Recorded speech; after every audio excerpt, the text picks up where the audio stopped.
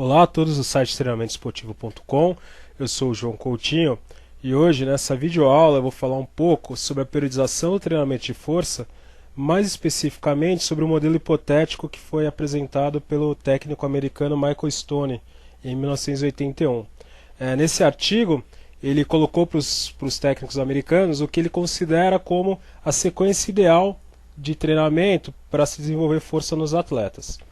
Então, a periodização está ligada aí à ex-União Soviética, aos técnicos principalmente de modalidades de força, como o levantamento de peso e o atletismo, que pegaram as informações que eles começaram a obter de novas da área médica e biológica sobre o funcionamento do corpo humano e começaram a criar modelos de treinamento com variações de estímulos, variações de cargas, né? E num processo de tentativa e erro com a quantidade de atletas que eles tinham, eles conseguiram formar aí as bases do que hoje a gente conhece como periodização, né? A periodização é certamente um dos pilares do treinamento esportivo. Eu, como preparador físico, todo começo do ano sempre quero planejar o treinamento dos meus atletas para que eles estejam no auge da forma em determinados períodos do ano. Tá bom? Os autores, existem inúmeros autores, diversas correntes, e eu vou citar aqui os que eu considero que sejam os principais para você começar a estudar e a conhecer mais o assunto. Então, teria aí o Matveyev e o Verkhoshansky da Rússia. Eu colocaria talvez aí também o Vorobiev, né, mas é difícil achar muita informação sobre os trabalhos dele. E do lado ocidental nós temos aí o Bompa, né, que talvez seja o que mais tenha trabalho publicado em português, diversos livros falando sobre o assunto, e o Michael Stone, que é o que eu vou apresentar o trabalho dele hoje, né. O Michael Stone, a periodização, esse modelo ideal dele está muito ligado aí ao que hoje a gente trabalha, principalmente o pessoal que trabalha em academia, é um modelo que é bem popular, né?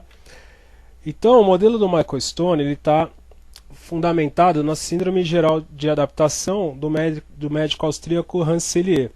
O Hans Selye foi um dos pioneiros aí nos estudos sobre o comportamento do corpo em reação ao estresse. Em 1935 ele já começou a publicar alguns trabalhos, né? E para o Selye existem 3 fases de adaptação do organismo quando sujeito a um agente estressor, que é a primeira fase, a fase de alarme, e aí ele evolui para uma fase de resistência e termina na fase de exaustão. E para nós aqui da educação física e do esporte, o estresse é justamente as cargas de treinamento, ou aí o conteúdo da sua aula que você de repente dá aí na ginástica, musculação, né? Então a gente vê as fases do Selye dentro da curva de supercompensação. Então o que acontece? No início, o atleta tem uma queda de desempenho técnico também, né, em função de as dores musculares, a fadiga que se instala, né? Então o atleta às vezes está aí muito tempo de férias, muito tempo sem treinar. Quando ele volta, as primeiras fases do treino, o atleta não consegue desempenhar plenamente a sua performance em função dessas adaptações iniciais. E aí ele se recupera, né, conforme o treino vai progredindo, né, e supercompensa. E aí ele entra na fase de resistência para o Selye, né, que é aquela fase que a gente dá um aumento de intensidade no treino dele, ele já responde favoravelmente a esse aumento de intensidade, a parte técnica dele evolui rapidamente, ele já mostra melhor a técnica. E o que acontece? Se a gente manter o treino com o mesmo tipo de intensidade, o mesmo tipo de treino por um período muito longo de tempo, a tendência do organismo é se acomodar com esse estímulo, né, que é a fase de exaustão do Selye, e ter uma queda de performance. Então, qual que é a ideia do Stone?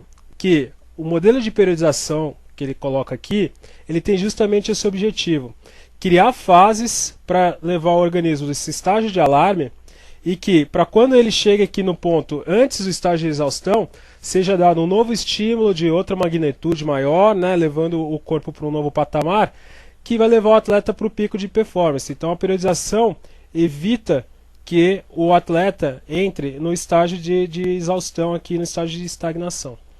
Então, segundo o próprio Stone, o objetivo da periodização seria manter efetiva a relação estímulo-adaptação através da variação de estímulos de treino, evitando a estagnação e excesso de treinamento.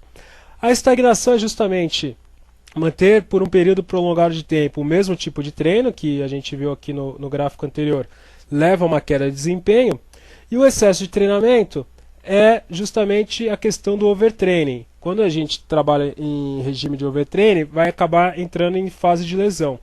E a lesão é um agente estressor, então o corpo vai entrar na mesma sequência, em estágio de alarme, de resistência, né, e de exaustão. Então, vai provocar decréscimo de treinamento, decréscimo de desempenho, portanto a gente vai ter o trabalho regredindo, né? Aqui está o que o Stone apresentou em 81, né? Temos aqui o gráfico que é bastante conhecido, bastante famoso, né, da preparação física. E aqui embaixo nós temos aqui os períodos, né, o volume, a intensidade e a técnica. Eu vou entrar mais em detalhes nesse gráfico mais para frente. E os períodos que o Stone definiu. Período 1 de hipertrofia, força máxima, potência e descanso ativo. Ele usou essa nomenclatura